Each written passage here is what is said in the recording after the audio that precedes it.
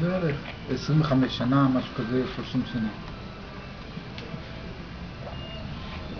שכבה אישה בבית חולים באיכילוב,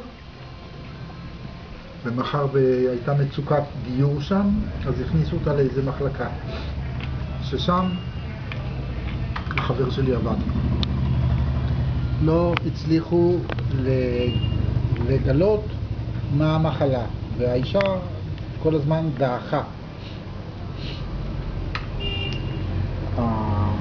החבר שלי הלך יום אחד, יש שם בחדר אוכל, והרופאים התיישב על ידו חבר אחר ממחלקה אחרת, פנימית. הם התחילו לדבר, אז הוא אומר, תשמע, יש לי בעיה. יש לי אישה שתקעו אותה אצלי במחלקה, אנחנו לא מצליחים לרפות אותה, והיא כל הזמן בנסיגה. הוא אומר, אתה יודע מה, תביא אותה אליי לפנימית.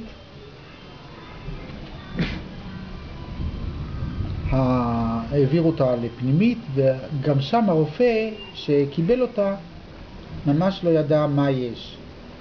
אז הוא צלצל לרבי מלובביץ' והוא הסכים לדבר איתו, והוא אמר לו, יש לי בעיה, אלה ואלה הסימפטומים. הרבי אמר, מחר בבוקר האישה מתאוששת והיא לא חולה יותר. אני נותן ברכה. וככה היה. מחר בבוקר האישה התאוששה, וזהו, פה נגמר הסיפור. מי סיפר לך את זה? הרופא? הרופא עצמו. כן. איך הוא מכיר את הרבי? מה? איך הוא מכיר את הרבי? למה זה הביא אותו להתקשר לרבי? זה לא שאלתי, מה הקשר שלו עם הרבי? בכל אופן הרבי קיבל אותו לשיחה.